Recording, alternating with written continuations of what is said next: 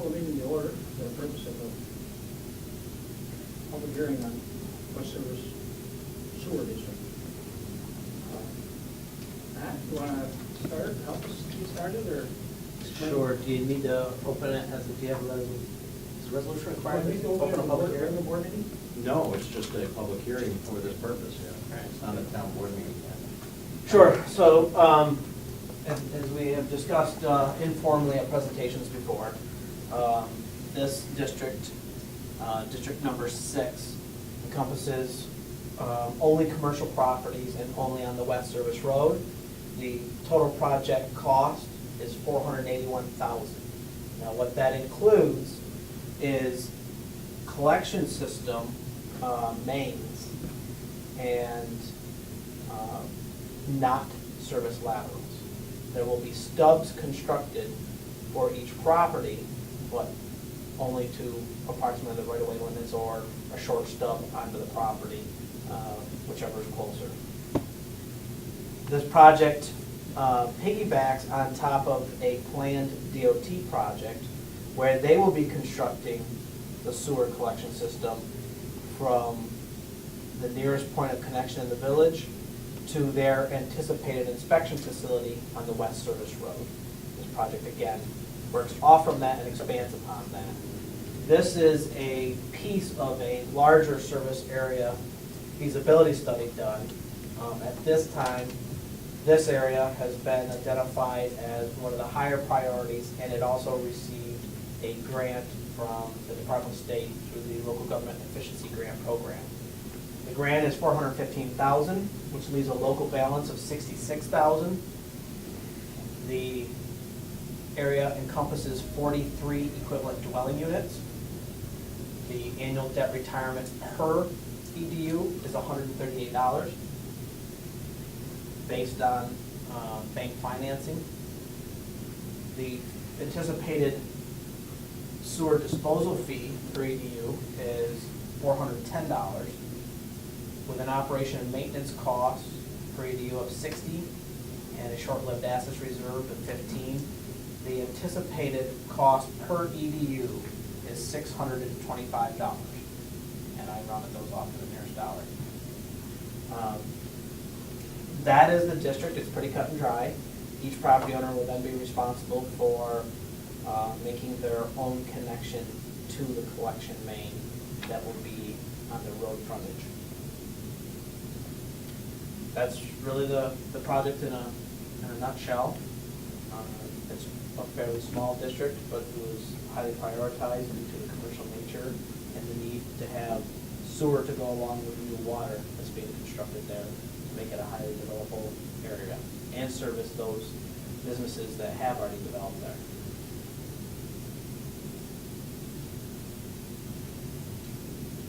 You need to walk us through the legal process. Was each property owner contacted regarding the fact that we're not doing laterals?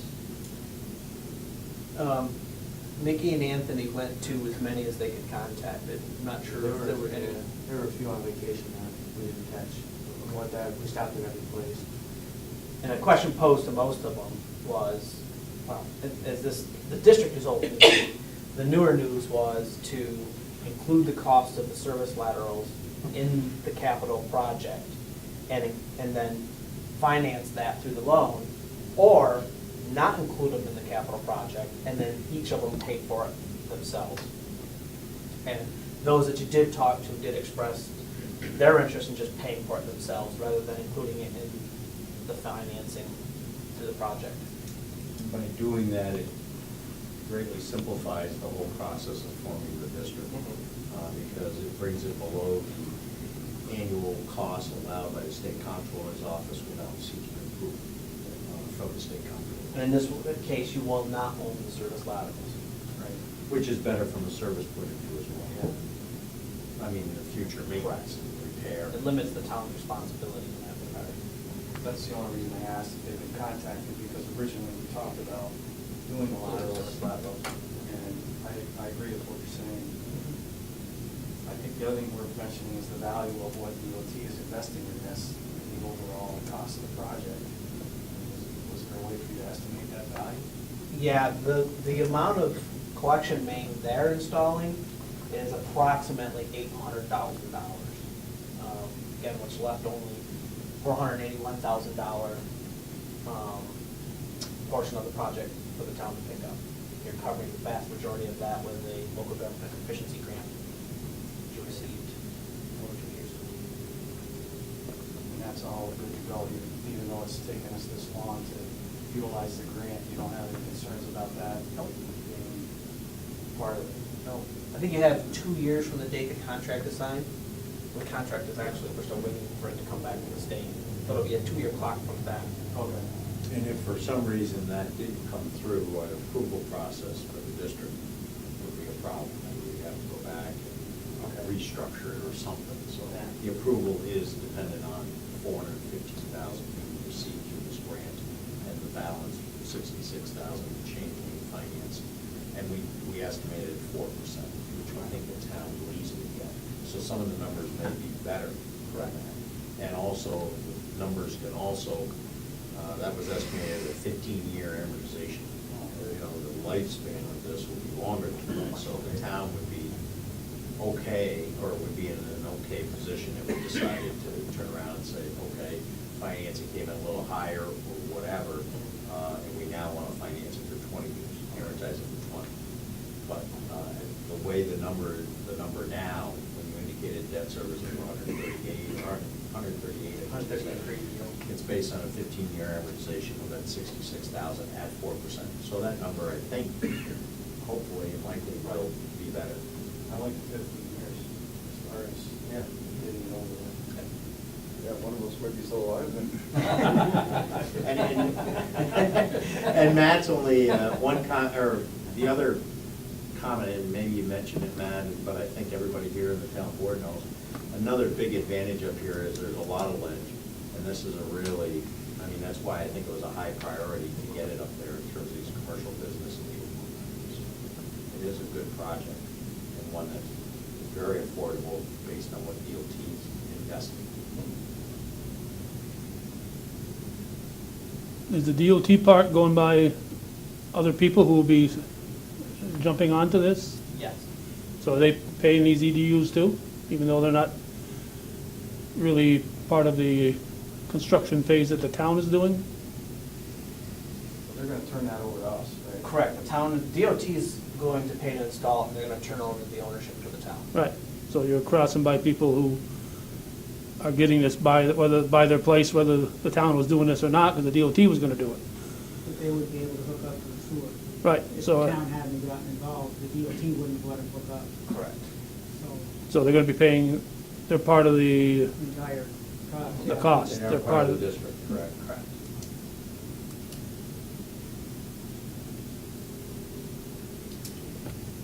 Other questions? Anybody else have any questions? Does everybody have to be in it? If it goes by, are they forced to take it? Yeah, everybody that's encompassed by this blue line upon the completion of this district formation is in the district. I'm glad you raised that question, because that is a little bit different than water. You know, water is it's discretionary with the landowner, or the homeowner, but when it comes to septic, if that's going by your property, it's mandatory.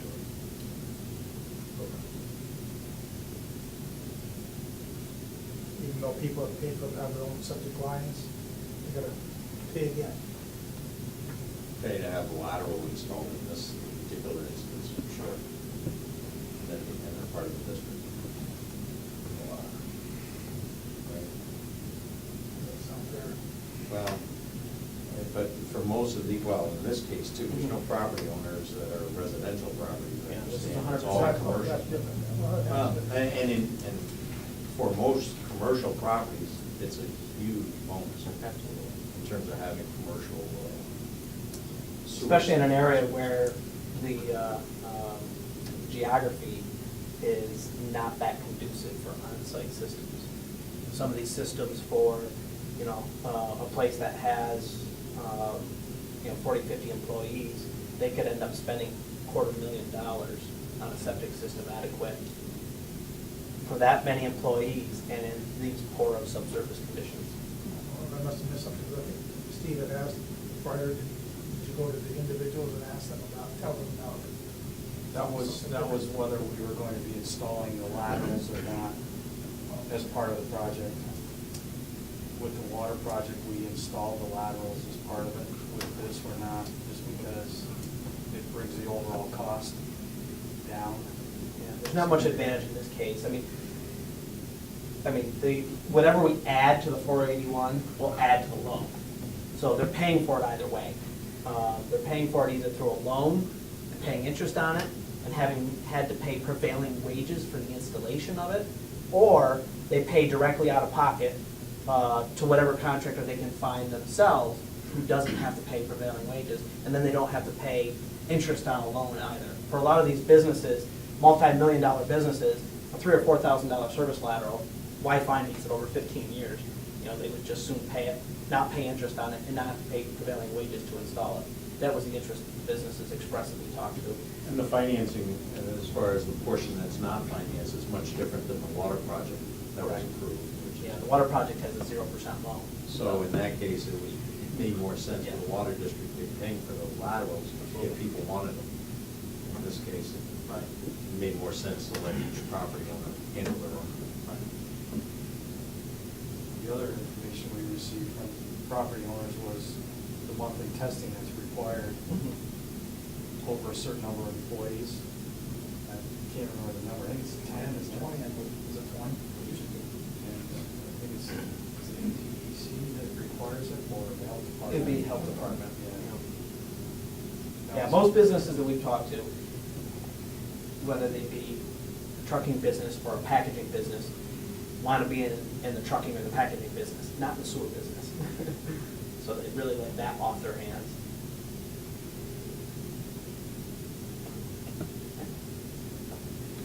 Proceed on then.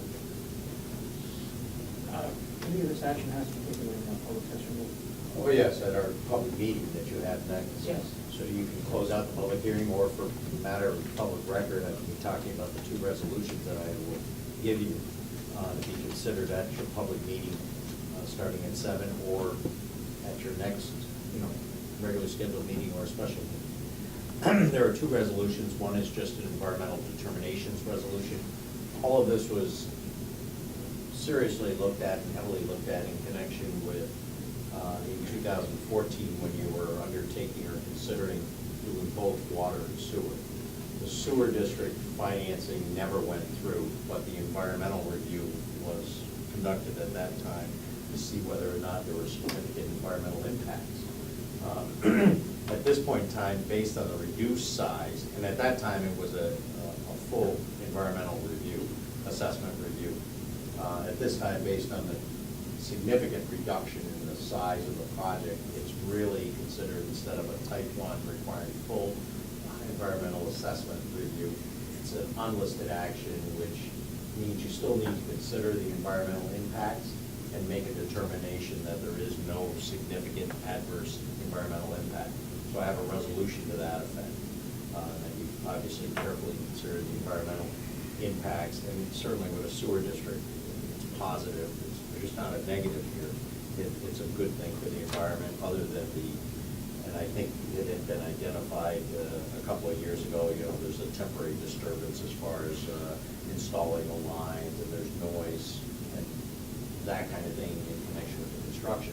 But once restored, there's no significant environmental impact. And your environmental assessment review forms back a couple of years ago had indicated that kind of disturbance, but nothing more environmental. And then if that's adopted, and that has to be considered before you can move on, then you can actually consider a resolution that would form the district.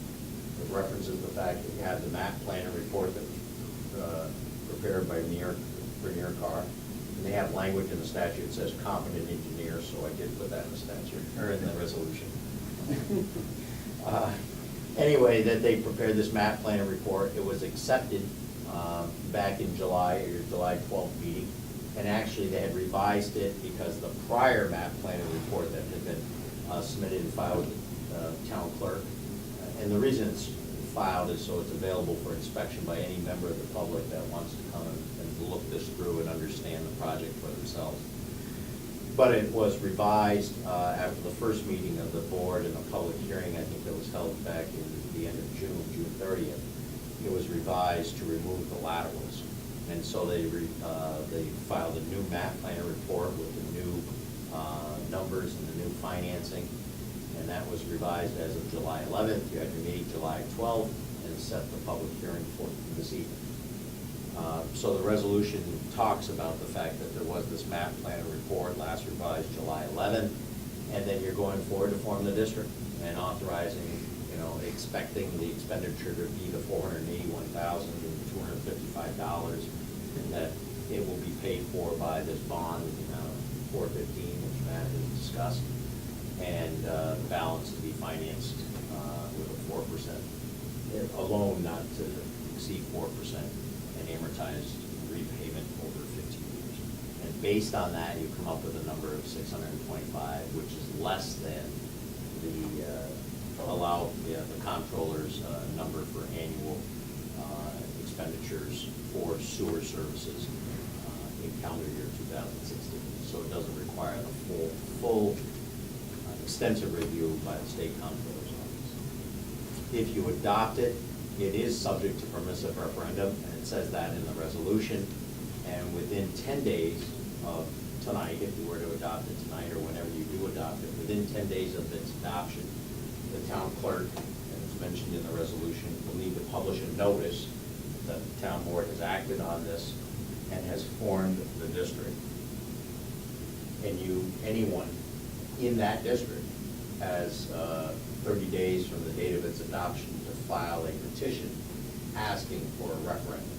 It's a permissive referendum, meaning they have to petition the town board to have a referendum on whether or not, the people, the taxpayers in that district agree with it or not.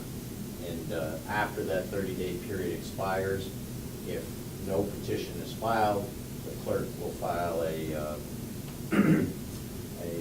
statement or certification that no petition has been filed. And then we probably will, just to tie it all up, is the town board will adopt one final resolution saying no petition's been filed, final, fully formed, and that's the end of it.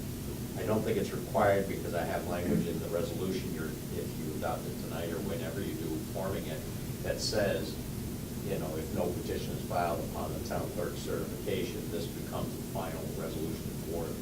But the state comptroller likes to see another order by the board saying it's done. All right? That purpose, referendum is 30 days from publication. No, from she has to publish it within 10 days of Yes. tonight's meeting, but it's 30 days from its adoption. Okay, thank you. That's it. Just have questions. So I've got copies of both resolutions ready to consider at your board. Anybody else have any other questions? Not, I guess I need a motion to close public hearing. So moved. I'll second that. All in favor? Aye. Opposed? Great, thank you. The contractor is close to his schedule, he's maybe a week or two behind, but he's finally getting into the stretch where he can really open up and get some production in it a day. He's hitting stretches of 400 and 600 foot of pipe a day, so now he's really getting into, getting caught up with his schedule rather than just doing some of the small portions of the intersection work and, a lot of the different joints and valves and the drilling crossings, so he's getting caught up. They still anticipate the same completion date that they have for the last 2 months. They're not looking at that date sliding at this point. Everything is still falling within budget. We don't have any quantities running out of control. Typically, the ones that would be rock excavation. There's still, some question mark as to how much more rock we may hit, but to date, we're still in very good shape on that pay item.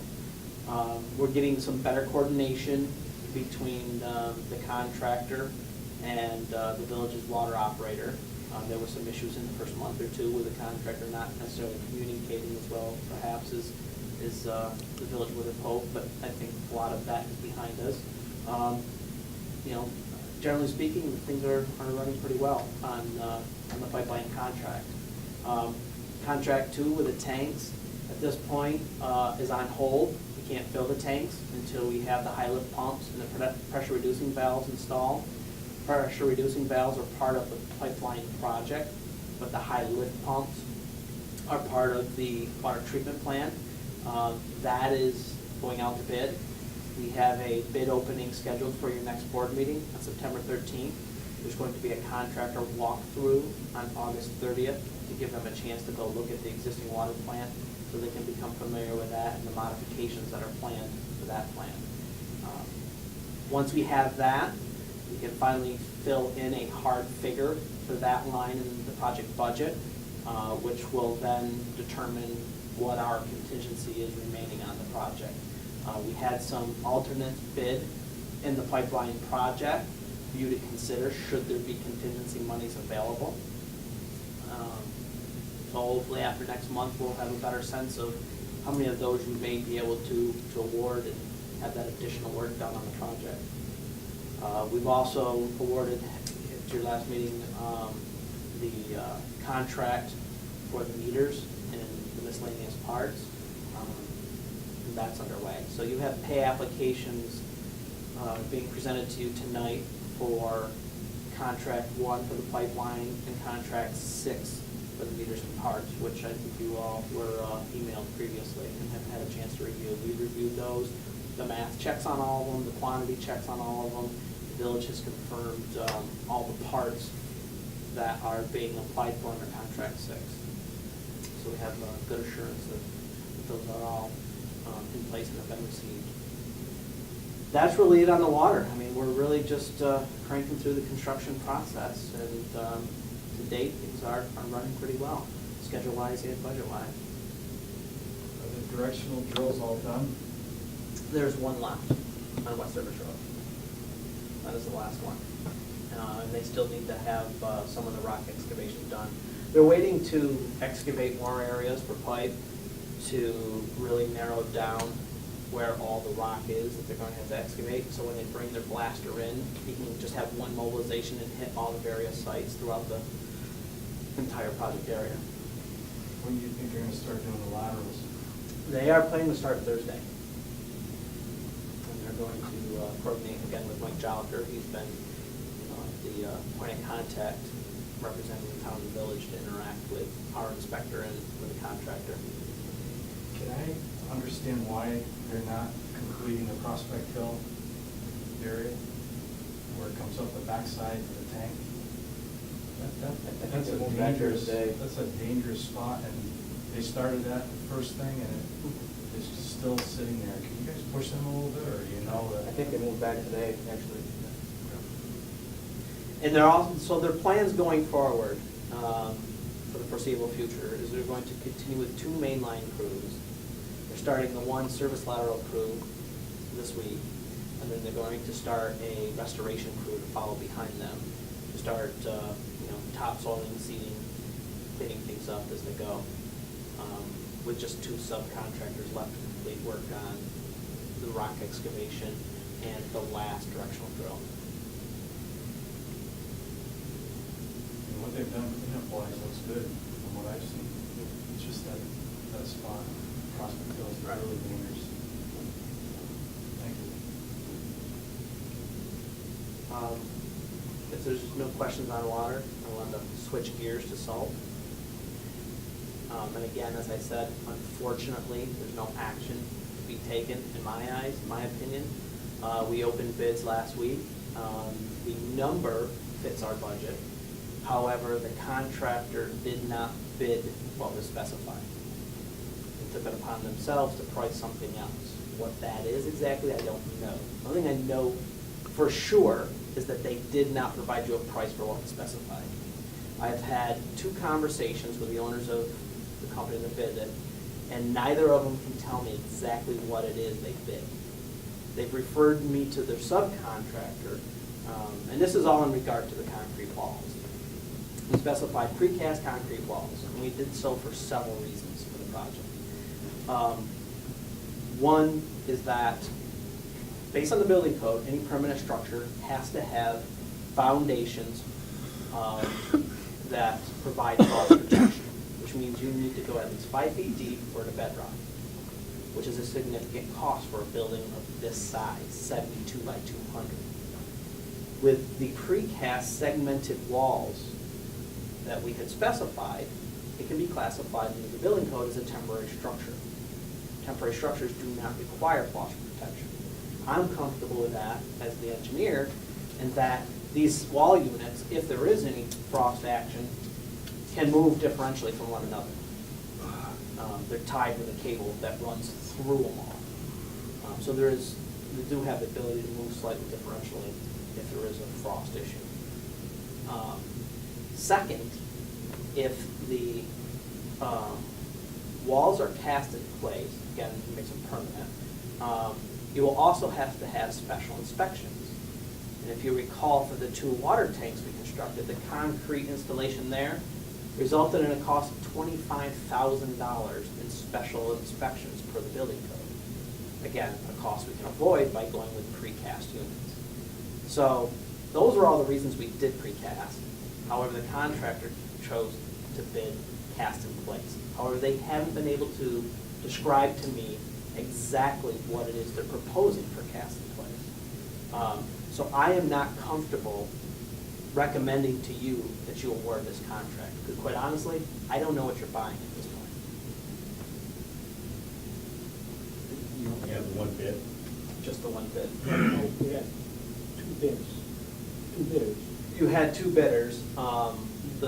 There were 3 options bid. The second bidder only bid one of the 3 options. And it's the least desirable option of your highway superintendent.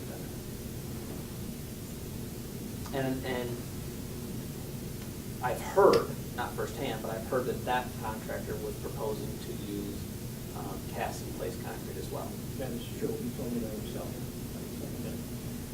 The other concern I have with awarding this contract to the bidder with their proposed cast in place is it's a substantially different construction method. And if we award it to them without allowing other contractors the opportunity to bid this significantly different construction method, it opens you up to some vulnerability to bid one thing and award something different, and not give other contractors a chance to bid what you awarded different. So at this point, I need to understand more of what this contractor proposes, but there's a possibility we may have to put this out to bid again. One possible, sorry. The owners, the successful bidder called me today, told me way over $100,000 more for precast walls.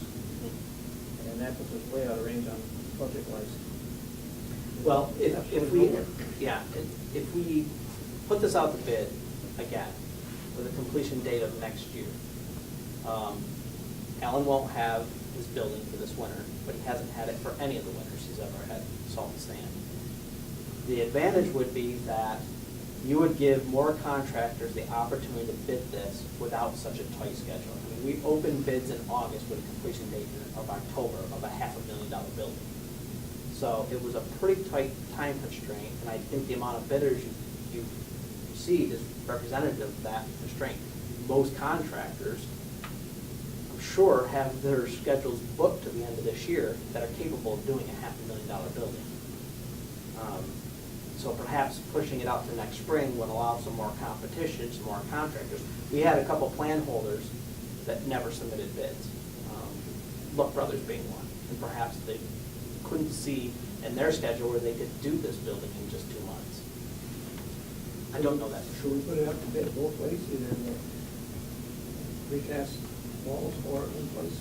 We can, however, we gotta think about the other cost implications. So if we're going to do this cast in place, we need full foundations. I mean, they can't have their cake and eat it too. They can't do a cast in place, which by building code would require full depth foundations, and let them just use a design that would be allowable only if it's a precast segmented unit. You see what I'm saying? So, and I don't understand exactly what they're proposing because they haven't been able to describe it to me as far as their cast in place wall. So isn't the board left though with rejecting them anyway then? Because all bids either be non-compliant or rejecting the bids? I would think so, because I don't I mean, know if how somebody you could could now, award this. if you don't understand the bid from what you've been able to look at, I mean, it sounds non-compliant to me and should be rejected anyway, because for the reason you said, the town board would be opening itself up to liability if now they get to explain their bid and come up with some other. That was my concern when we started talking about this afternoon. Yeah.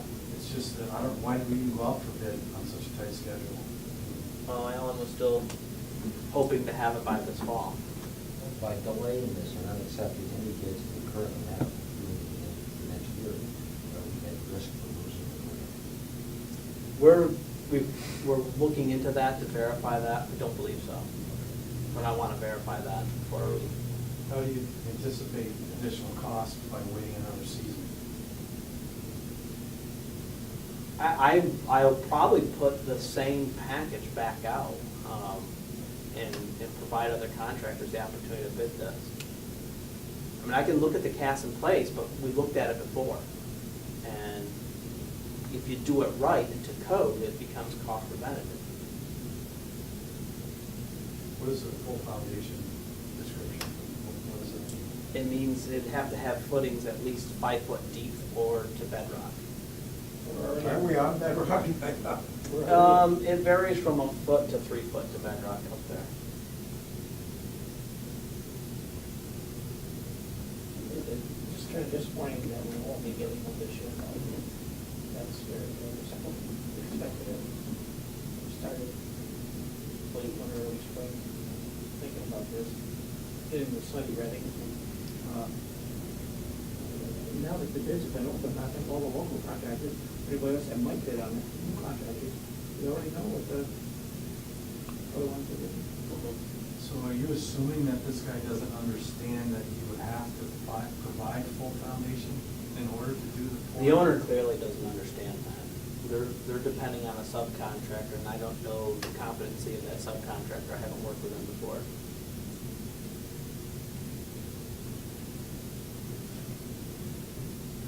I'm not sure how familiar they are with building code and the requirements of building code.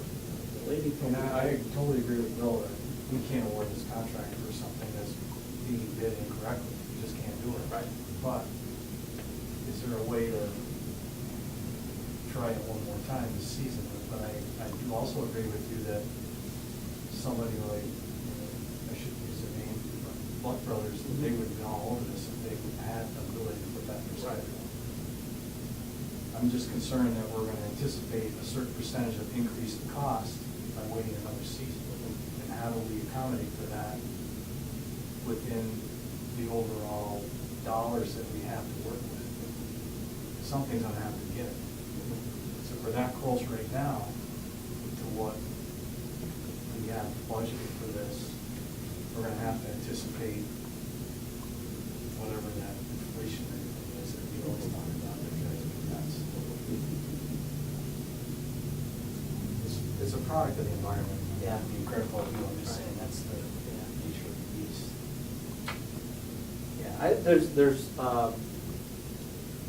Yeah, there are various factors that could come into play that affect the price in both directions. Fuel could go up, fuel could go down, cost of materials up or down, labor cost up or down.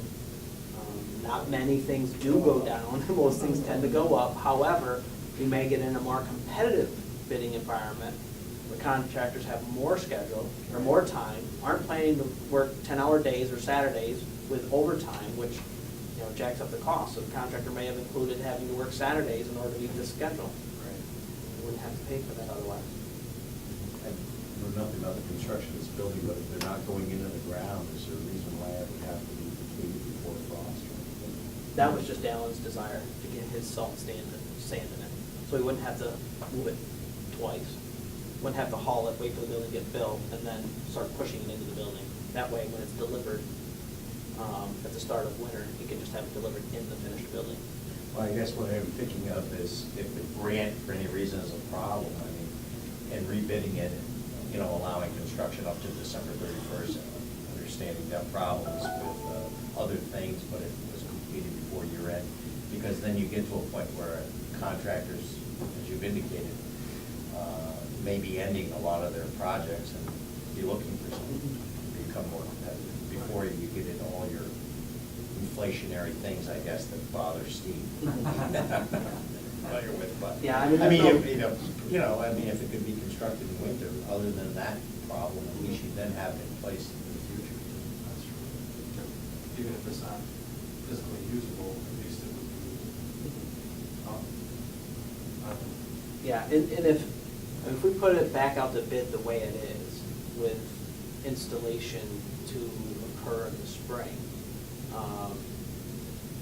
the roof is pre-manufactured, so they can manufacture all winter.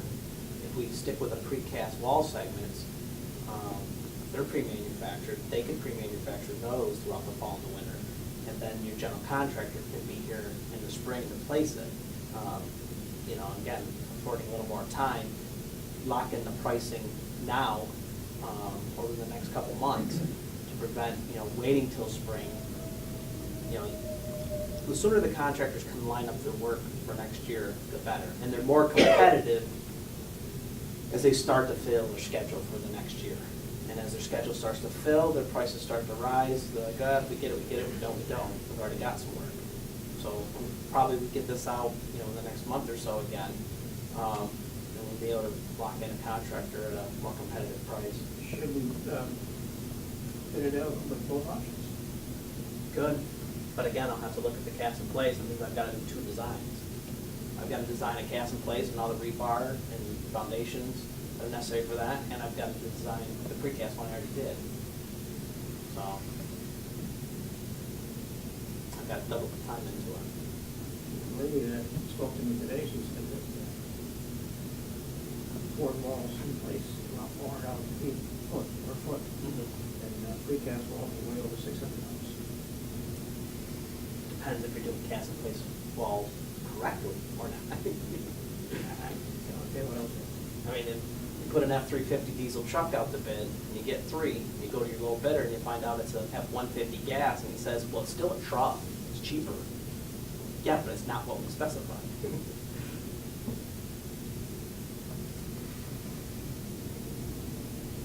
So we're gonna put this on hold until you make a decision as to if the bidder is gonna comply with our specifications. And if that doesn't work, we're gonna do rebid, is that what we're at? Yeah.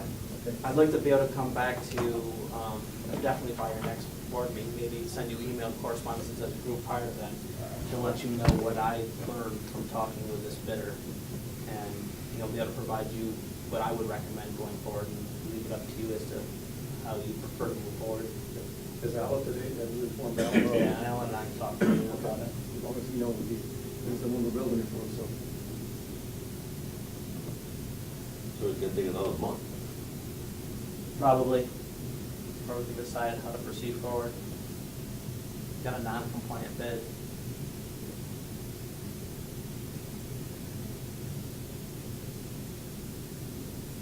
So we'll take action tonight to reject all these? Probably.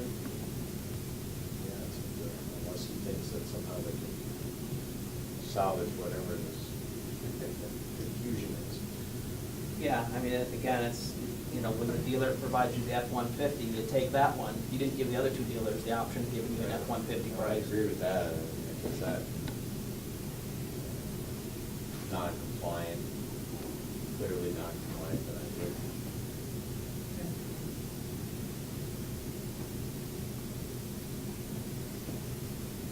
I'll get you an update on that as soon as I can.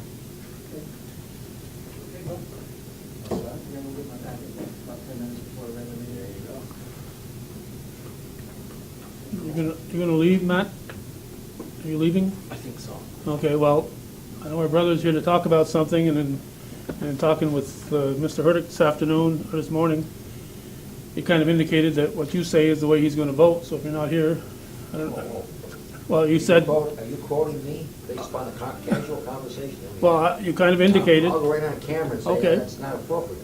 okay, I We had a said, casual conversation. I said that you indicated that you would use his judgment to make your decision. I indicated that's what I have done in the past. Okay. I see no reason I would want to change that. Okay, But so, I'm telling you but, what you're speaking about. yeah, right, so I I'll think, open this up, I'll let you describe it. okay, so I'll, Okay. so before he leaves, I want him to you know, I don't know if you've been made aware, my brother here is behind you.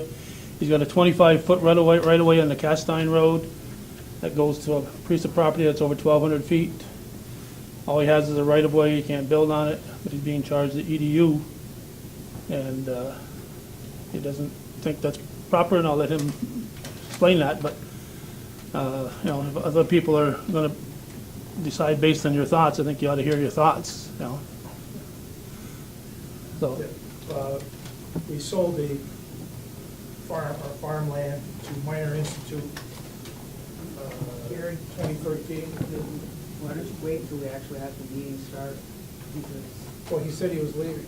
no, they'll wait until the meeting Oh, starts at okay. 7, so. Okay. Well, he can inform me of it Okay. ahead That's of okay. time. okay, that's all right, I'll shut off and, And we've talked a lot of,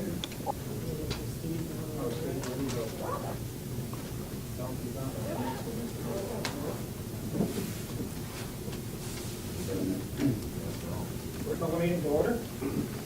Almighty God, who have blessed us with memory, trees, and skill, help us to use this in our service to our town government. We ask this in our Lord name, amen. We'll have the student flag. I pledge allegiance to the flag of the United States of America and to the republic for which it stands, one nation, under God, indivisible, with liberty and justice for all.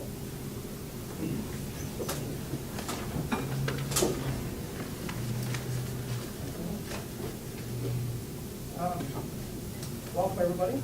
Anybody in the audience wishing to address the board? Yes. Yes, sir.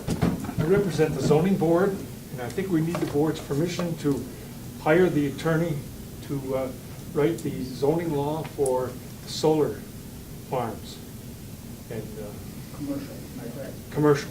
We're not going to deal with the individual homeowner, but just the commercial, and we have one waiting to be constructed, and I understand other property owners have been approached, and these are quite large, and we need some kind of regulation to make sure it's built correctly, and that they have a bond in case they move out, that they bring the land back the way it was. So we've been working on this for quite a while, and the last meeting, we more or less finished, and it just needs the attorney to change the wording in some of these sample laws to fit our zoning law in our community. I understand. Thank you. I'm sorry, you mean the present zoning board attorney? Yes, Tom, or Tom Renee. yes. Okay. I personally have no problem with that. I do think we need to update our zoning laws when we need. You're talking about specifically for solar, commercial solar projects. Yes. You had a one-year moratorium, so it'd be good if we did. Right, and we've attended many workshops, and we got all kinds of information, stacks that high. The information, we've narrowed it down to one particular law, and it only deals with the commercial, large solar farms. We certainly have no problem with that. I need a motion to approve, but, I'd like to make a motion that we allow the board to hire the zoning board to have their lawyer rewrite the law on the solar panels for resident, home and personal. commercial, not residential. Oh, yeah, commercial, or residential. Yes. Okay. Do I have a second to that motion?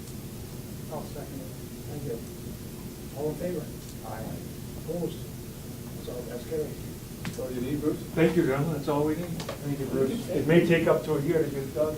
We have to start somewhere. Thank you. Gary, you want to address the board on the issue, or? Yeah, just came in about EDU charge, and talking about, I had a couple conversations when I called about it, beginning of the year. I was told I was mistaken, it's on the other side of the road.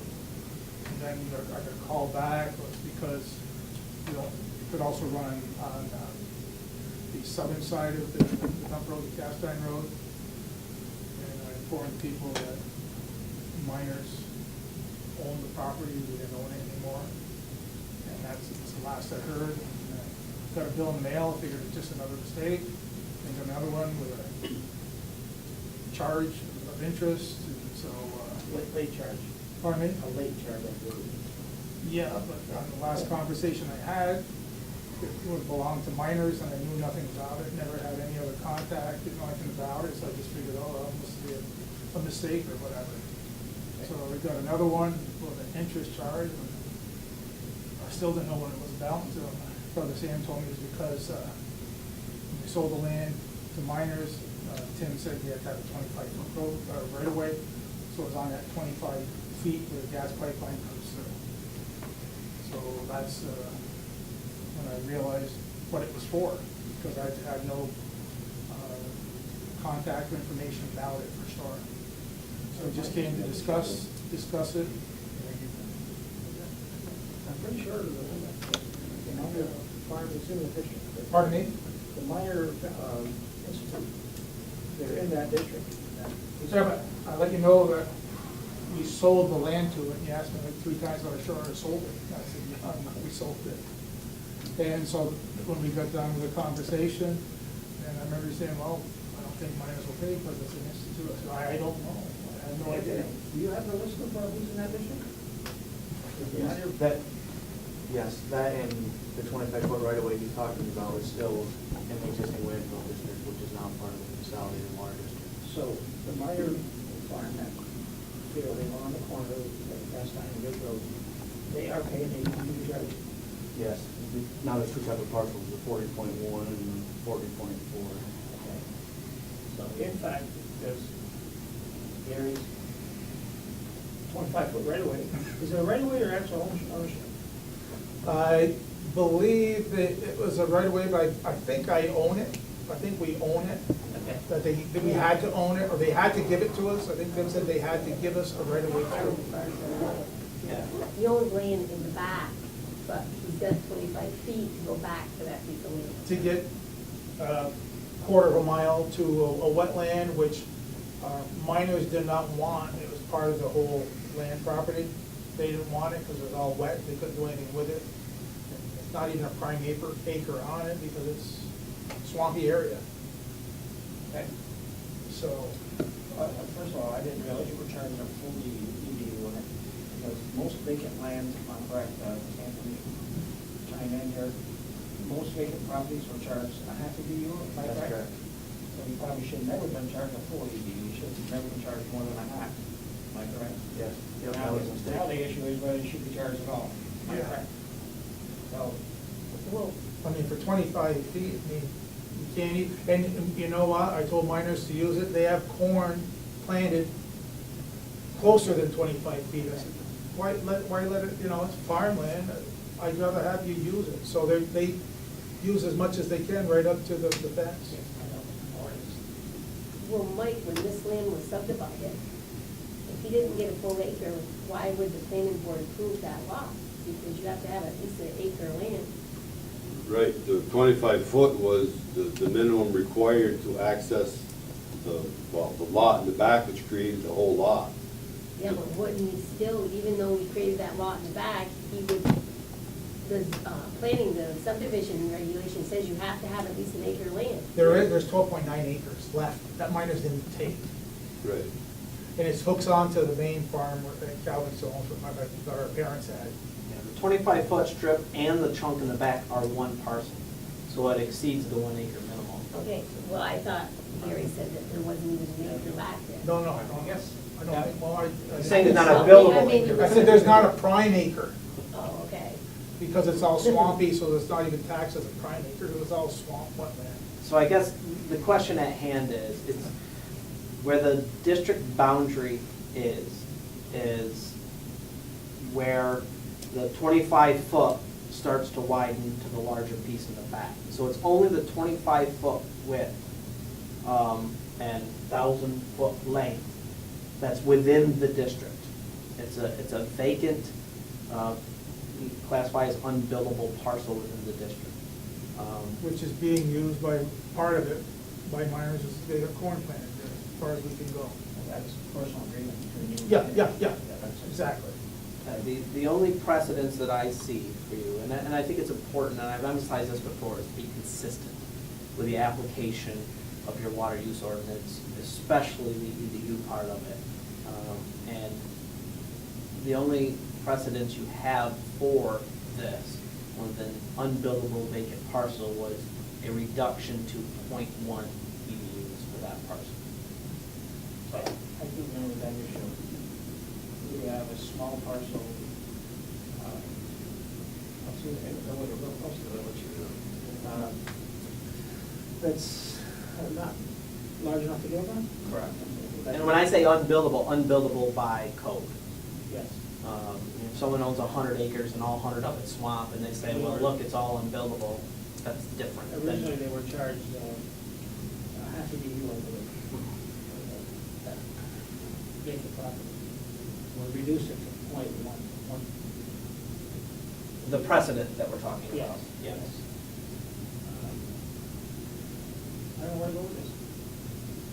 Is the recommendation, yes.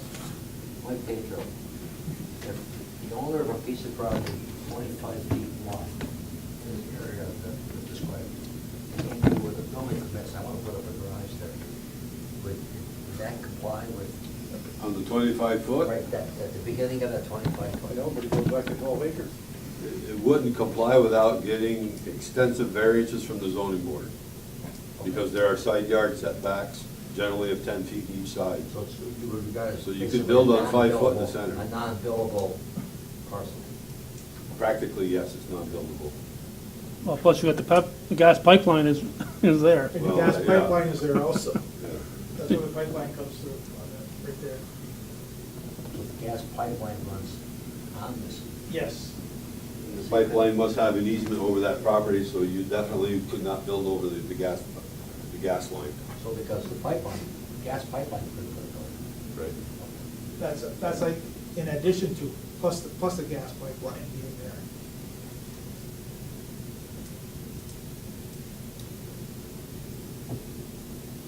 But the 25 foot is just an avenue to get to the rear property.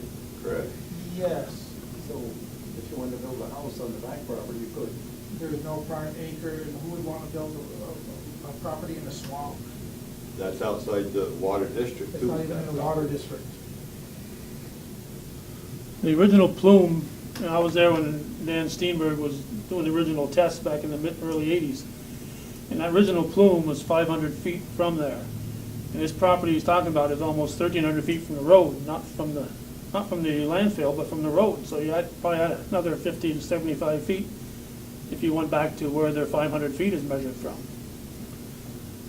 So it's a quarter of a mile away. And where do you draw the line? If you had a right of way 5 miles back, would you, where do you draw the line? I think he's well beyond the plume of the polluted area. So there's no reason to be in the gas district, because he's, in the water district, because he's not. We had the land because miners didn't want to purchase it with the farm.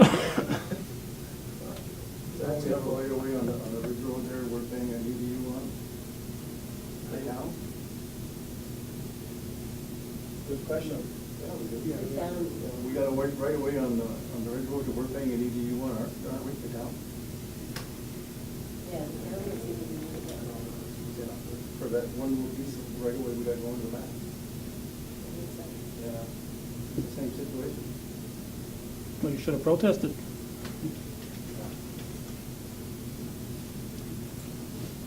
Remember we billed somebody for that EDU, and then they said they didn't own it, so we figured out it belonged to the town. And we're paying an EDU on that.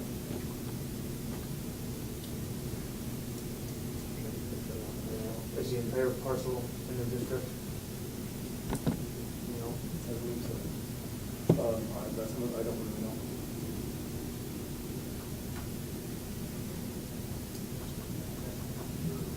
Actually,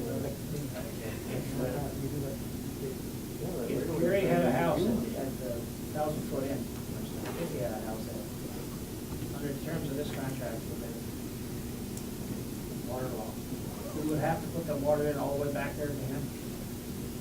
It's not in the district. No, it's not in the district. We have to have a house within that first, how far back is that, the district line? 500 feet, I 500 believe. feet. You'd have to have a house within the first 500 feet, He would be an outside the district user. which we don't allow anymore, remember? Not legal. understand, I understand. I certainly understand it now that he should never charge 40, he should never charge more than a half. And I understand.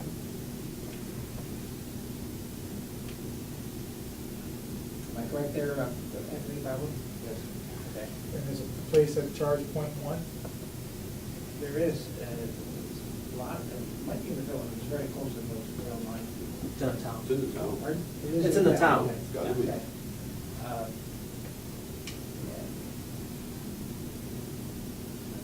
The parcel, I don't know how they came to, that's given to them from them. Can't even get to that way, am I correct? No, it's on the other side of the river, from his main lot. You need a canoe to get to it. So we did reduce it to .1. Another point of interest is that, you know, the state comptroller's ruling that every parcel in the district pays something. So .1 is okay? Or, is that, so .1? It's something, yeah. .001? It's 1/10 of budget, am I correct? The previous parcel that you allowed a reduction on, that was an unbuildable lot by code, you reduced to .1. Which is 10% of the pool. Correct. Correct? Correct. Okay, so instead of, well, here, instead of $56, it's then $5 or something. With a half EDU, it's 1/10 of that, that's negligible, really, it's not hardly anything. You should never charge a full EDU, the way I look at it, it was a big one. Well, I can understand, that's why I can't understand where there's mistakes made, and you've got the whole town and everything like goes on a computer or whatever, boom, boom, boom, okay, there's something, then it comes down to reasonable. That's why I came here, find something reasonable, that's all. Pardon? Well, it's the will of the board, that if you're gonna have to deal with the issue either tonight or later, I mean, you got to deal with it. Would that be acceptable, Gary? What's that? 1/10 out of 21. Well, I would really hope for nothing, but it has to be something, just, I mean, for 20, it doesn't make sense. I understand. It doesn't make any sense at all. There's lots of state regulations that don't make sense to us. Oh, I know. We have to abide by it. I know. Or .0 that he mentioned, as far as .001, that works even better. That way the state gets, the controller gets the rate that they get 50 cents or whatever they need, and it, because it makes absolutely 0 sense that they pay for something that's not even gonna be used. Then like. I think even at .1, between the postage stamps and the bookkeeping. I'd have Calvin drop it up when he comes to me. Yeah, but we gotta send you the bills, it's gonna cost us 40-something.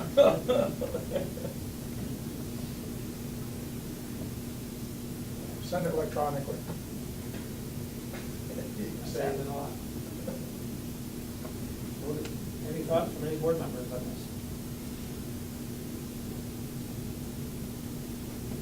Well, The only other time we had this, right, can't you just make a recommendation? Yeah, that was the only other time we had.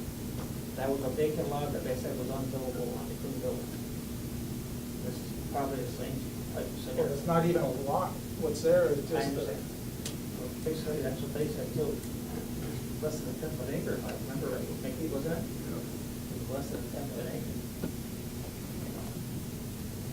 I'm not sure it was more than 25 feet either, I don't know if the size is very, very small.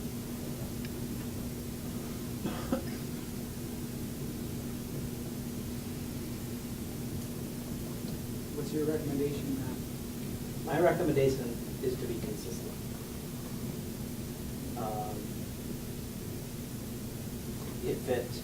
If it matches the scenario of a previous decision, my recommendation to you is to be consistent with that.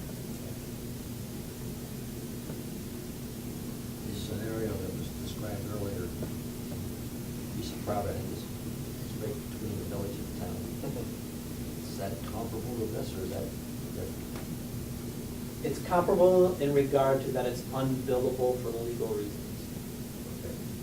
It's unbuildable due to zoning, building code, and easements. In that regard, I would say is no.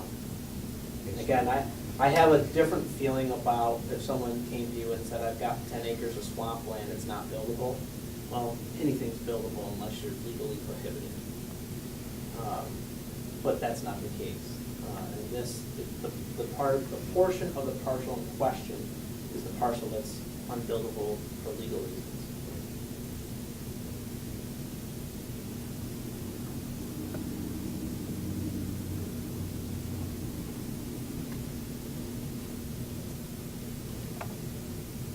Because the part of the ag said it's just a 25 feet up to 500 feet. Well, it's Which unbuildable. actually is probably 400 feet from the road because of the other area Yeah, but it's unbuildable because of the gas line underneath, also. 25 foot and the 25-foot width. My thinking that was 25 feet, says 21. That's ridiculous. I'll make that move. To reduce it to 20. I'll second the motion. I get 21.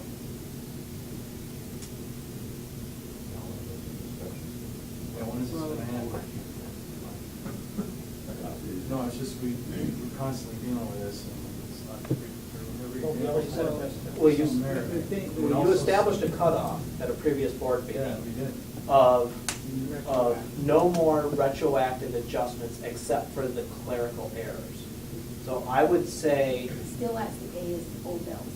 I would say the difference from one EDU down to a half would be a clerical error, Yes. which would be eligible to be retroactive based on the decision you had made.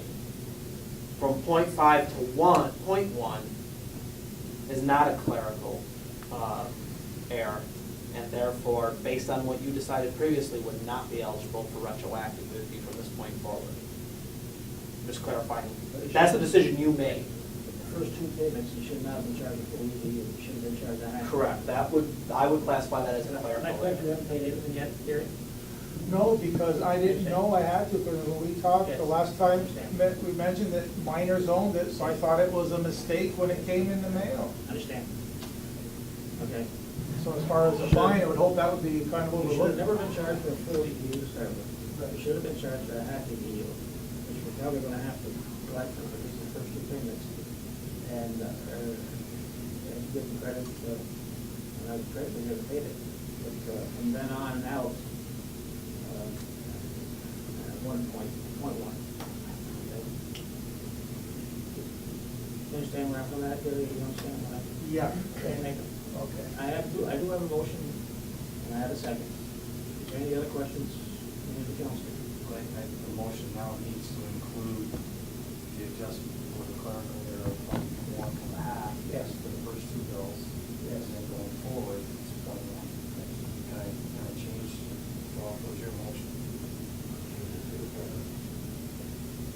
We need to include the correction in the clerical, what we're agreeing is a clerical error from a full EDO to a half, the first two bills. And then going forward, I'm not trying to put words in your mouth, just. No, I agree. Okay. I have a motion, second. Any other questions? Anybody in the audience? If not, all those in favor? Aye. Opposed? Carried. I hope we come to some reasonable solution here. Okay. Okay. I'll just be in contact to see what the bills should have Yeah. been. Because when I got that, I just thought that was a mistake. I understand. And we do have, we had set a precedent for another parcel. I think the other parcel I was thinking of, maybe you could tell me this, the one that we reduced to 0.1. Am I correct, the residence was in the village, but this lot was in the town? Correct. Okay, that was, I know it's very close to the line. Okay, thank you. Okay, that was not good. Thank you. Okay. Anybody else in the audience have anything to bring? Thanks, Bill. Public forum? Not until next time around. Next time. I haven't had time to get some paperwork. Then I'll bombard you. Okay. I want a motion to approve the July 12th regular board meeting. So moved. Minutes. Second. Any questions on the minutes of July 12th? Those in favor? Aye.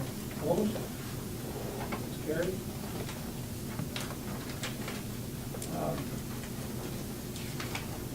Number 2 is the town clerk's monthly report.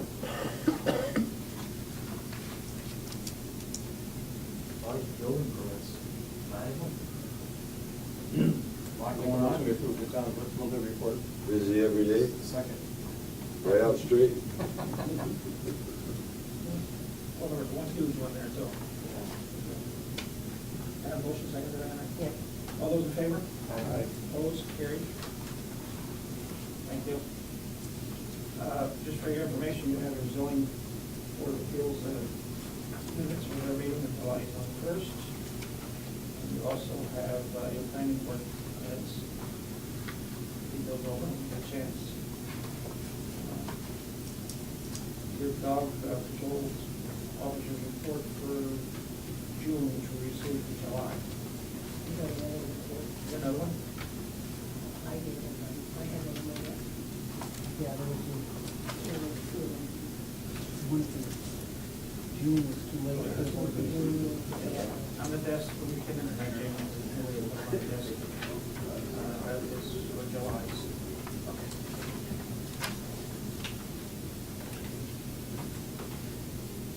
Your real property schedule. Somebody from the real property office is always here on a Thursday. Sometimes they're on Mondays and Fridays. If you wish to come see them on Monday, Fridays, call ahead probably. But there's always somebody here on Thursdays. Just give this information. There's a strictly for information, charter communication. 9 Warner Cable have merged. And their franchise now is under control of Charter Communications. Just for your information.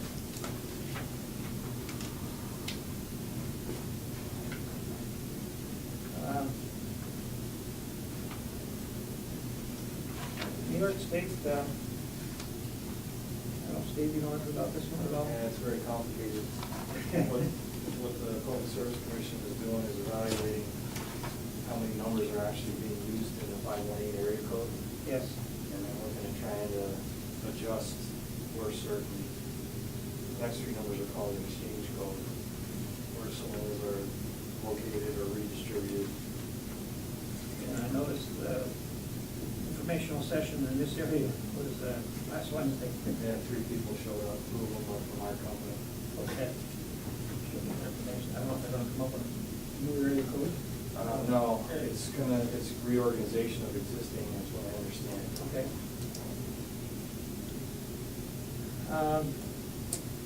Got a letter from Stafford Owens law firm pertaining to a board of assessment challenges, I believe that you would call it. A particular person that is challenging or reading their assessments. It's being taken care of by all law firms. This particular individual does it every year.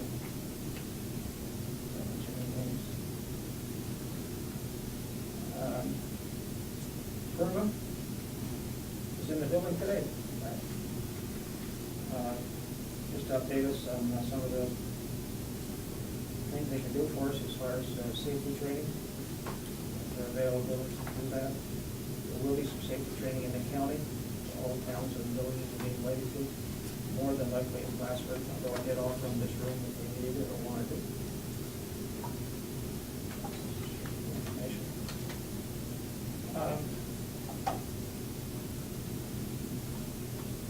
I believe this one's gone by us too. That he's after the fact. This was, I think you might know something about this. Female assistant firefighters, are you aware of that? What is it, a grant thing? AFG workshops is what it's called. Yeah. Yeah. Assistance to firefighters workshop. This came from Lisa Sonic's office, Congress lady. But there again, the one that was in this area, last week also.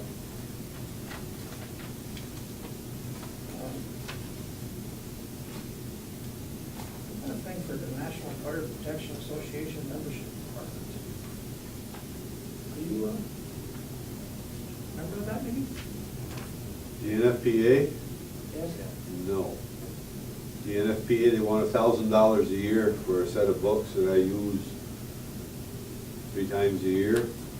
So what I was doing is every 5 years is re-upping, but they're constantly sending these, I don't know, they want money, is what they want, but I don't see why we should spend $1,000 a year in those books. I agree. No problem there. Okay.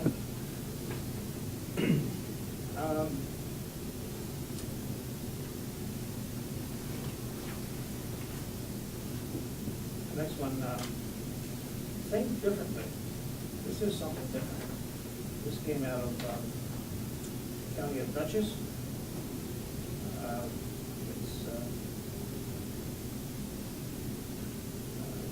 for handicap accessibility, I believe, and all that different things for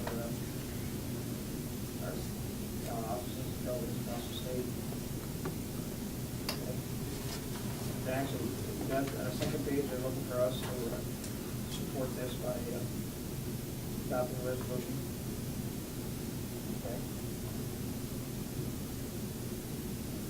I think differently is an initiative about promoting awareness and acceptance of all people, advocating for the inclusion of all individuals living with autism. That's just one of the things.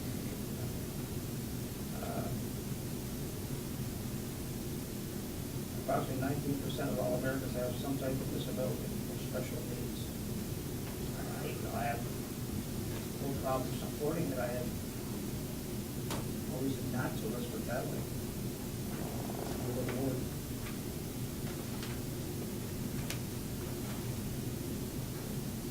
It's not committing us to anything. No. There's no $1,000 yearly fee here on this one. If you pass it, just nail it on to them, I guess. We're looking for all the towns, villages, and cities.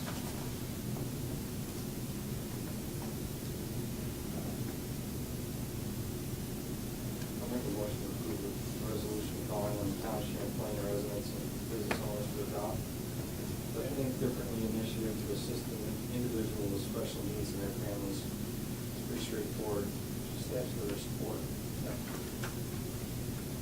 Do I have a second? I'll second that. All in favor? Aye. Opposed? Carried. You have your code operative monthly reports and that's this evening. We need to take up several items that were not on the agenda. That's your resolution from Bill too. Yes, those are.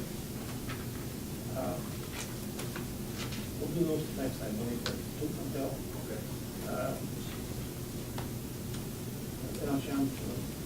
Champlain Town Board monthly meeting on August 9th, in the matter of determining environmental non-significant under the state environmental quality review law. We're interested in review it. Tell us about basically what Anthony is giving Matt, it goes from the upcoming water district, the amounts of money. Sewer district. Okay.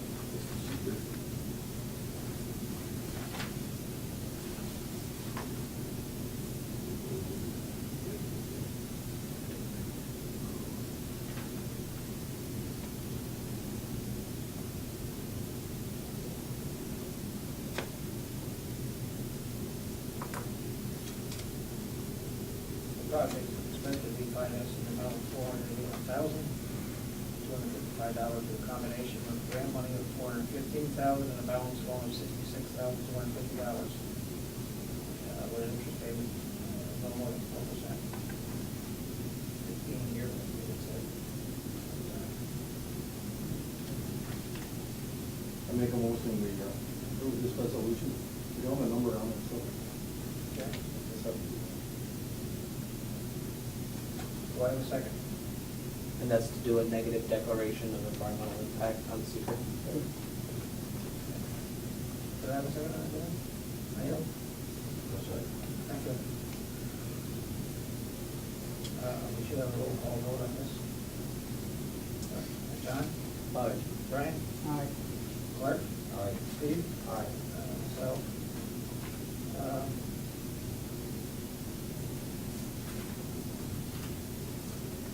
the next one is the formation of the district, okay?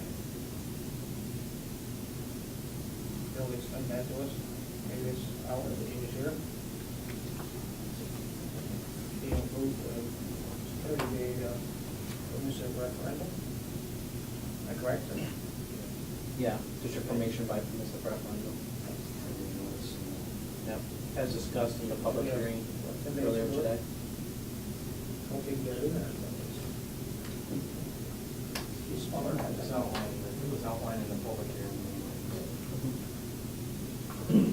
I'll make that motion. Thank you. I'll second it. Any questions on this one? Formation of the district. There again, we need a roll call vote. No questions? John? Aye. Brian? Aye. Clark? Aye. And Steve? Aye. Aye on myself. Thank you. Got that. You got it.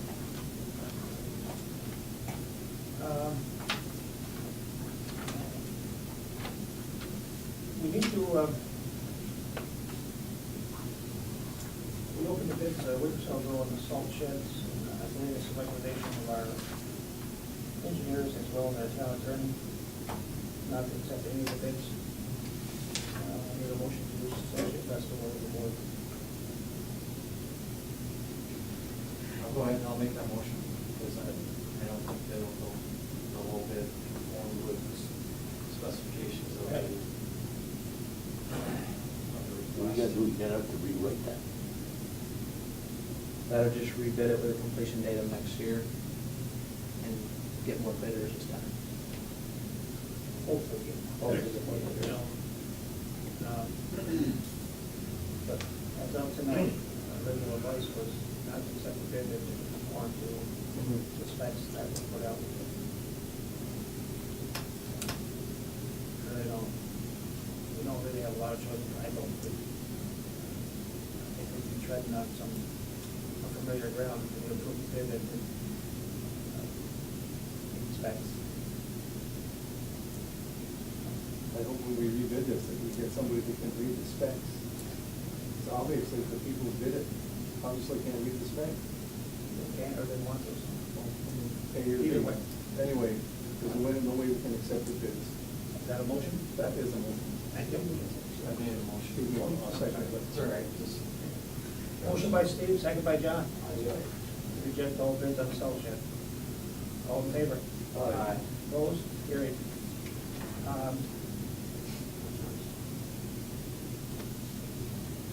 You have your EMS report? You got it? Pardon? I don't understand. They've broken it down into two different districts. East District and West District, that's what they do. The front page is a total. Gentlemen, if you don't have any other items of But it business for us, did Did I have. cover everything I need to with you guys? I think so. We're all set. I If know. you have any questions, give me a buzz and I'll get you an update on self-storage as soon as possible. Okay, we'll, we know where to find you. Yeah. See you later, guys. Have a good evening. I believe Clark is instrumental here in trying to get us an updated report. All right, Clark. What? I'm trying to understand Well, what I have there. I just got it, so I haven't read it through. It certainly looks a lot more comprehensive. Page one is a combination. Right. Yes. You see where Champlain East is the Champlain one, and the Champlain West, I believe, is the Morris District, am I correct? Okay. Your total is 70 calls for a month. Yes.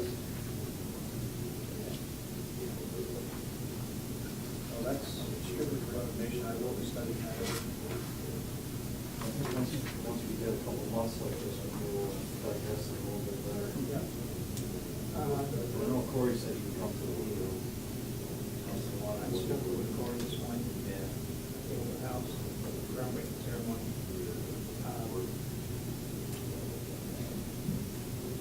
And Alan, I got you on the, getting ready to pave here in the next few weeks, for sure. Great summer to work on. Brian, I'm sure you got a couple things for us. The first thing is I'd like to offer a resolution to have Larry send a letter of support for requesting the Army Corps of Engineers to study and possibly leading to them doing some dredging. We had a meeting, representative from Stephanik's office and somebody from Assemblywoman Newfrie's office met with the owners of the marinas and the Lake Champlain Basin Committee. And they thought that it would be possible if we sent the resolution support for dredging of the Lake Champlain River at the mouth, that it might help kickstart the Army Corps of Engineers. So basically, I'd just like to offer a resolution having Larry write a letter of support for the marina owners having the Lake Champlain River dredged at the mouth of Lake Champlain, and send a copy to our elected state representatives and our elected federal representatives. I've got copies, they had some charts, low water, and it's ridiculous. At one place, it goes down to 2 feet. And at the Army Corps of Engineers down there, at low water level, 2 feet is kind of chill. I'm surprised you got out of there alive with the marine owners. They're just happy to see us trying. I mean, they really want us to try. Seems to be what they want. I mean, they want it dredged, but they realize our limitations. And Stephanik's office encouraging, in some respects, that it could be done in the budget, that the Army Corps could do it. And they also thought there might be some hurricane monies available for that, because it would act as a dam in high water if we had another hurricane or something of that nature. So she said, the representative, I know Larry was Renee McFarland, she said she could look into this, but she would prefer a letter from us to support. We just gotta keep trying. That's basically it. That's a motion, right? Yes, okay. Second, Brian, motion, please. Any questions or comments? The only thing I remember is the last time we went to Stephanik's office, that they were concerned that something like this that was not considered really valuable could toss for a whole budget out. Well, that's for, the thing is for next year. It would be picked apart. Or if we're looking at these things that would be considered potentially as fluff rather than. Well, hopefully, the U.S. Senator Gillibrand and Schumer. You know, the thing It's not is, now, though. no, It's actually but considered a. the Army Corps of Engineers does what they're told to do. Right. And bottom line, I mean, I'm not trying to be funny, that's what they do. I mean, they'll tell you that to their face, Senator Hildebrand says, do it, they do it. They find the money. They don't have the pressure, That's good. I'm glad to hear that. you know, but it's where we are on the political hierarchy that. But the bottom of the food chain, but we're gonna find. You gotta keep trying. I like the analogy. Okay. Very big impact on, especially the marinas here on the river, because This year, you haven't got a small boat, you're not getting out there. Well, then this is the perfect example seasonally. I don't know that. How to portray this as a real necessity. I don't know that river never goes this close. There's boaters that won't even go out of their slips because they don't dare to try to navigate the channel. you know, when they show you the charts, it's incredible. I got it, and I have extra copies if anybody wants to see the exact flight. Okay, today is all very, very shallow. Surprised. That inform a motion? Yes. John, second. Anybody got any comments or questions or concerns? Those in favor? Opposed? Carried. And as a result of the Perry's Mills petition, Jane happened to remember that the Village of Rouse's Point had gotten a grant through the Clinton County Health Department. And so I contacted them and got the information, and it looks like they would give us a 100% grant of between $10,000 and $15,000 to the Perry's Mills Rec Park. The only thing is that the reason it varies so much is they have several other projects going. If the other projects come in a little under, then we have the 15,000. If the other projects, it's spread out through the county, there's still a couple projects ongoing. So it would be a grant between $10,000 and $15,000 to enhance the Perry's Mills Rec Park. Larry has been talking about it, and Jane's been talking about it, and talked to Alan about some of the stuff. And it would basically go for recreation equipment. That's some of the stipulation, and this is a copy of the memorandum of understanding that the Village of Rouse's Point signed, and they got $30,000. And you can see that it's just a memorandum of understanding. It doesn't appear that there's huge paperwork, there's not much. They have to have the money spent by January 1. That's why the hurry. January 1 is the deadline for the budget year for spending this money. Some of it comes from New York, all of it comes from New York State. But the deadline is January 1.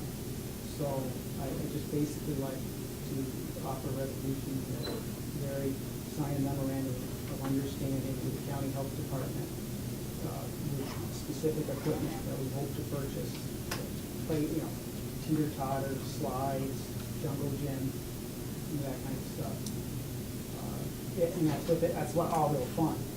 And there's no cost to the town, my favorite words. They're hoping that we'll contribute manpower, sand for the sandbox,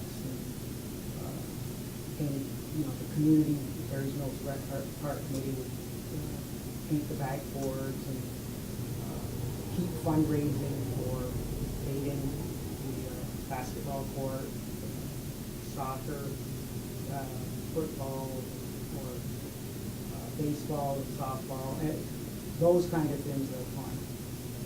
And the Perry's Mills Rec Committee come up with a nice list, and this would authorize Larry to just apply for the money, which wouldn't cost the town anything. There's no share, there's no anything like that, but it has to be done, it has to go before the county September 1st. So, September 1st is when the county has to have it in, because the county legislature votes on it. And I already talked to Eric. That's all it would do, no cost to the town. And it would fix, we got the petition, and if it hadn't been for the petition, the county health department wouldn't have known about the support. We also had a survey sent out, and the 125 Perry's Mills Rec Committee went out door to door. 55 people returned, pretty good return rate, and it showed a huge interest in Perry's Mills Rec Park. So this would be a good way for us to do something there and solve the problem without having to spend town money. I just don't have exact figures. That's why we need to authorize Larry to do it in the future, as long as there's no cost to the town. Yes, for this grant, there's no cost to the town. This is what Rouse's Point, you read it. That's a motion. Yes. I'll second that motion. Any questions? All in favor? Aye. Opposed? Carried. What else you have, Brian? Well, it's good money, but Alan's been helping come up with some estimates and things too. Oh, the other estimate that Carmack and Paul Court, Basketball. I didn't know if you needed it in writing, Not at this point, but what? but the guy even would do it, he would do it put in a few weeks, he'd be able to do that. You were talking about 2 inches over it? 2 inches, roughly. That's what he recommended that day. I told him, about 2 Sundays ago. He looked at it. And what do you think it would, this is something that would be in the future, this isn't, But he was between $8,000 and $9,000. this might be something the committee, You got 46 by 96 basketball court. that's one thing we need to do in the future. You know, Alan knows it's, Oh, it's rough. I don't even know if it's usable. Well, I think, what we've got on our side here now, we've got a lot of residents that want this. Very, very helpful, Mr. Amendment, to get started. We follow this really as much as possible. That means, is it like 40 children out there? Yes, over 40. Yeah, it's covered. I have absolutely no problem upgrading that part, especially the good part of it is grant money, no cost to the town.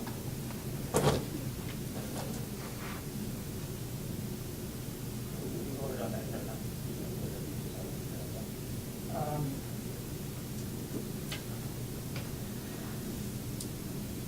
You have your, contract, your pay vouchers. These are the monthly bills. That would be, Lake Champlain cleaning services, there's a monthly cleaning, $730. that's an addition to what we have here. I don't see it on there, so it must be. Pardon? I don't see it on there, so it must be. Yes. We need the motion that we bear the water pay our bills. I don't have that tree come down. I didn't take it down. Oh. I saw a guy from NICEX when he was original. That tree leaned over, I said, wires. So he was gonna look at it, and that, he was gonna look at it, see what he can do with it. All right. Turned it in. Well, I thought that was this one that's on Well, there. those are the ones we cut off, we go between Casey line and Okay. electric line. Had about 10 of them, I didn't dare to touch them, so I hired a guy to do it. Oh, Bunchers. clippers? And he went in there and just laid them, otherwise we couldn't. That's the only question I have there. Have a motion to approve, pay the bill. I have a motion to approve the bills. Second. Thank you. Any questions, any of the bills? Those in favor? Opposed? Carried. Julie, you got some more for us? Water District number 6 disbursement approval number 24. Town of Champlain, press legal notices, the first ad is $617.02. Town of Champlain Legal Services, $5,906.75. DJ Prescott, $265,975.02. Sewage Construction, $343,157.09. Town of Champlain legal notice, second ad, $516.04. Burning in a car, $82,478.97.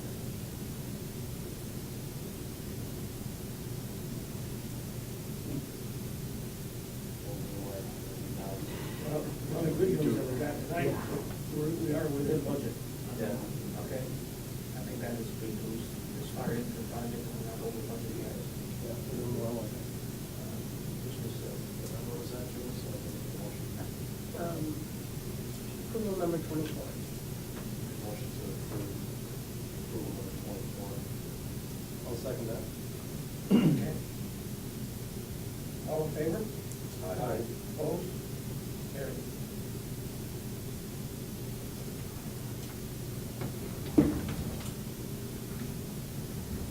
What else you got? That's it? Hopefully I didn't forget something, there's a lot on the agenda tonight. Does anybody else have anything to report for us? Just got a quick thing. Last week when I was coming through the roundabouts, I noticed that I was passing by McDonald's and heading east. A couple cars coming from the north, and one particularly stopped. And when I got around that first loop, I looked, and that car towing a small trailer behind it was trying to turn left and come around the other way. So I stopped and pointed him back in the other direction. The week before that, I'd seen a similar thing with a car backing up. So today I drove through there just to see what they have for signage. The only things I saw was two yellow little rectangle signs with arrows going around. I thought maybe they had just had written in English, but so maybe the French people were having trouble. But if I were a total stranger and coming through there, I could very easily be turning left there too, because it just, all you see is two, you guys could go and look for yourselves. All I see is two little yellow signs with arrows. So I don't think it really stands out.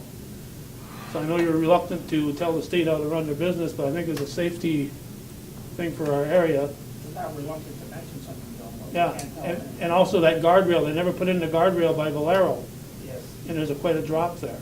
And I think that guardrail ought to be put in, and I think they ought to enhance their signage, because it's just a matter before somebody does, if it's a big tractor trailer and you're coming through there, I know 99% of the time it doesn't move traffic real fast. oh, yeah, but you don't want it moving in the, at you.